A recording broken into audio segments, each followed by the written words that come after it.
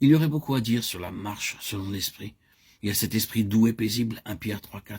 Puis, il faut apprendre à ne pas agir sans être en comparaison avec le Saint-Esprit. Vous pouvez discerner instantanément quand vous parlez par votre intelligence, par vos facultés mentales, et non dans l'esprit. Bien des gens tiennent de superbes réunions bibliques, mais elles sont mortes à moins d'être vivifiées par la puissance du Saint-Esprit, agissant dans votre esprit. Vous pouvez écouter les appels les plus chaleureux, les vérités les plus belles, toutes vraies mais impuissantes. Hélas, ceux qui parlent ne se rendent pas toujours compte que la vie n'y est pas, et que ce ne sont que des productions purement mentales. Il vous est possible d'expliquer la Bible de telle façon que vous n'exposiez qu'une suite de vérités mortes, parce qu'elles viennent uniquement de votre lumière intellectuelle. Si au contraire ces vérités viennent par votre esprit à travers vos facultés mentales qui ont été épurées et vivifiées, alors il y a la lumière et la vie.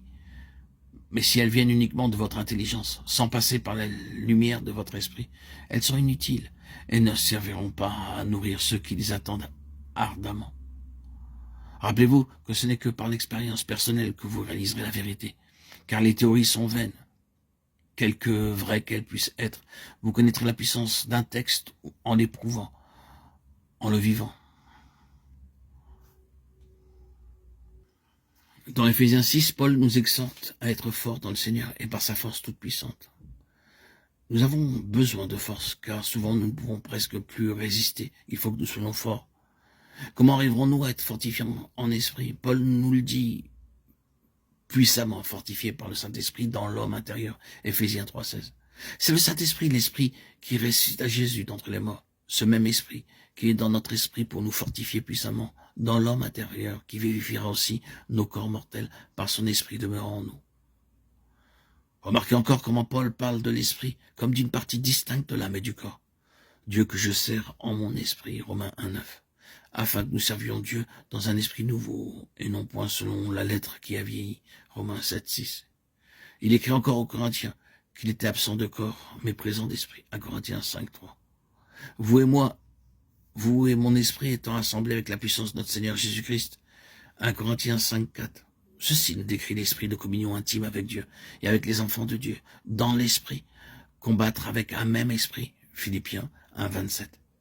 Telle est l'union que Dieu demande, une union d'esprit à esprit parmi son peuple, afin qu'il soit un, se tenant ferme contre l'ennemi dans la sphère spirituelle. Vous verrez toujours parmi ceux qui vivent dans ce degré de la vie spirituelle une merveilleuse unité d'esprit, même s'ils habitent aux extrémités de la terre. Ils se rencontrent et ils se connaissent quoiqu'ils ne se soient jamais vus auparavant. Il y a une parfaite unité d'esprit entre eux, afin que tous ne soient qu'un, comme toi, ô Père, tu es en moi, et que je suis en toi. Jean 17, 21. Telle est l'unité de l'esprit en Dieu. Paul écrivait, « Je n'eus point l'esprit en repos parce que je n'y trouvais pas Tite et mon frère. » de Corinthiens 2,3. Vivez-vous selon votre âme ou selon votre esprit? Ceux qui vivent selon la chair sont ceux qui, en pensée et en acte, vivent selon les affections de la chair, tandis que ceux qui vivent selon l'esprit pensent aux choses de l'esprit. La vie de l'esprit, la joie de l'esprit, l'impulsion de l'esprit, la liberté de l'esprit. Car l'affection de la chair donne la mort, mais la pensée de l'esprit produit la vie et la paix. Les deux sphères sont clairement dépeintes dans ce verset, l'âme dominée par la chair, la sphère terrestre, ou bien l'âme dominée par l'esprit, la sphère céleste. Soyez renouvelés dans l'esprit de votre entendement. Éphésiens 4, 23 dit Paul. L'entendement, qui est une partie de l'âme dominée par l'esprit, doit devenir spirituel. Il y aura une âme spirituelle et une âme charnelle. L'âme spirituelle pleine de sagesse est seule ouverte aux pensées de Dieu. Que Dieu nous enseigne ce que c'est que d'avoir une âme renouvelée, une âme spirituelle purifiée et dominée par l'esprit et non par la puissance charnelle. Une âme capable de penser sagement et clairement les pensées de Dieu. Vous ne comprendrez ce que nous venons de dire que sur la différence entre l'âme et l'esprit qu'en l'expérimentant et en demandant au Saint-Esprit de vous faire reconnaître et discerner ce qui vient de l'un et de l'autre. Qu'il daigne nous conduire jusqu'au plus haut degré de cette vie de plénitude selon l'Esprit à laquelle nous pouvons atteindre. Louons Dieu, louons notre Seigneur. Béni sois-tu, Seigneur Jésus. Gloire à Dieu au plus haut des cieux et paix sur la terre aux hommes qu'il aime.